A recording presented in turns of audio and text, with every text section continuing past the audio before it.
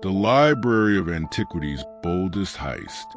More than 2,000 years ago, on the sun-drenched coast of the Mediterranean, a magnificent city served as the intellectual capital of the known world.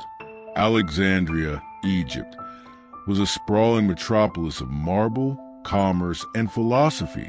Yet, its crowning jewel was not a golden palace or a towering monument, but a colossal structure built to house a revolutionary ambition. The Great Library of Alexandria. The rulers of Egypt at the time, the Ptolemaic dynasty, were plagued by a magnificent, relentless obsession. They did not merely want to build a large collection of books. They wanted to gather, catalog, and possess every single piece of written human knowledge in existence. Under their rule, knowledge was treated as the ultimate currency, far more valuable than gold, spices, or land.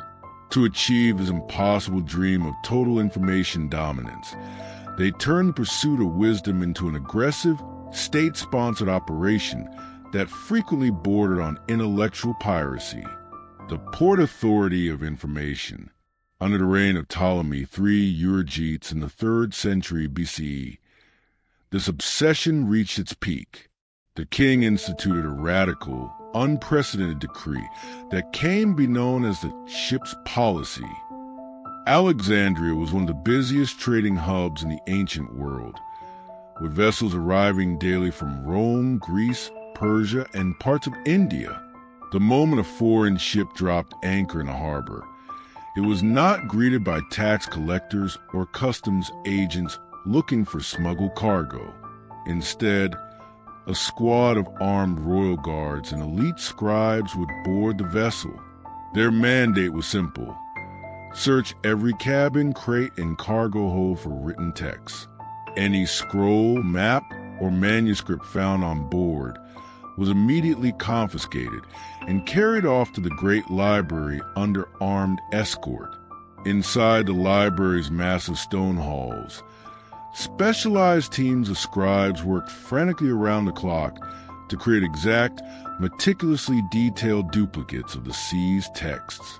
Once the copying was finished, a strange exchange took place. The officials would return to the harbor and present the ship's captain with the freshly written copy. The pristine, authentic original scroll, however, was cataloged and locked away permanently in the royal archives. If a merchant complained about their missing property, they were politely reminded that they had been compensated with a beautiful new copy, and the ship was sent on its way. Through this relentless maritime dragnet, the library amassed hundreds of thousands of scrolls, effectively rewriting the rules of ownership in the name of academic preservation. The Grand Athens Heist. As successful as the harbor raids were, Ptolemy III still lacked the ultimate literary prizes of antiquity: the definitive master copy scripts of Greece's legendary tragic playwrights, Aeschylus, Sophocles, and Euripides. These original manuscripts were the cultural bedrock of Athens, safely locked away inside the city's highly guarded state archives. They were the ancient equivalent of the original declarations of independence or sacred religious texts, and the Athenians guarded them with fierce pride.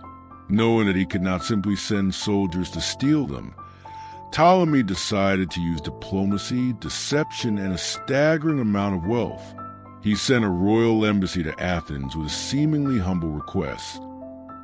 The king of Egypt merely wished to borrow the original master scripts for a brief period so his royal scribes could copy them for the Great Library.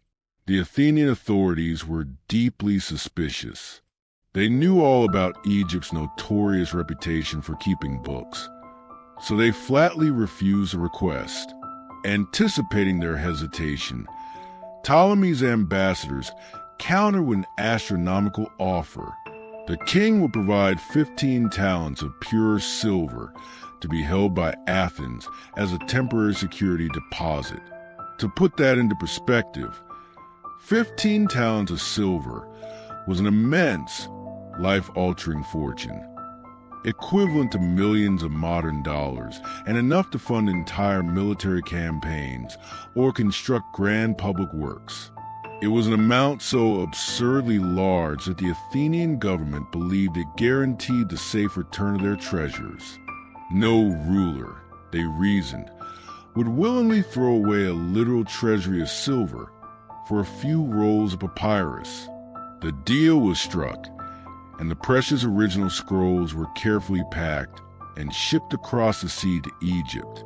The price of absolute wisdom. The moment the Athenian script arrived in Alexandria, Ptolemy's true plan unfolded. He did not treat them like a borrowed library book. He treated them as a permanent conquest. The king ordered his finest scholars to use the highest grade papyrus and most exquisite inks to create stunning, flawless duplicates of the plays. When the agreed-upon deadline arrived, the Athenian officials expected their sacred originals back.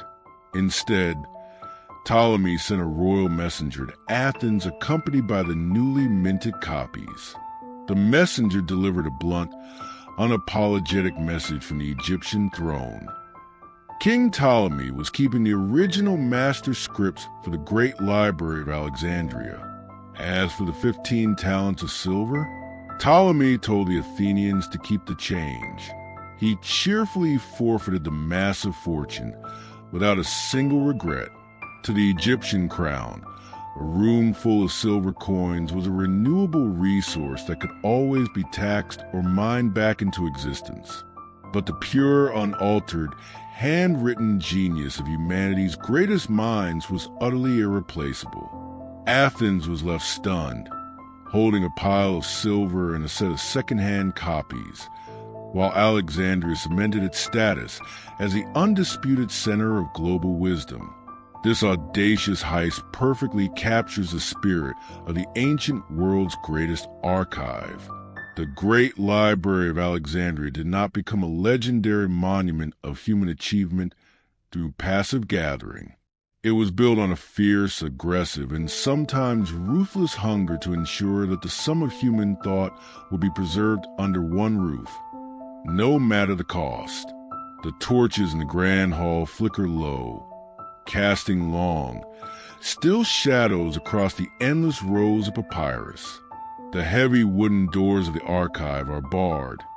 The roaring ports of Alexandria have gone quiet for the night, and the stolen words of the ancient masters are finally safe on their shelves.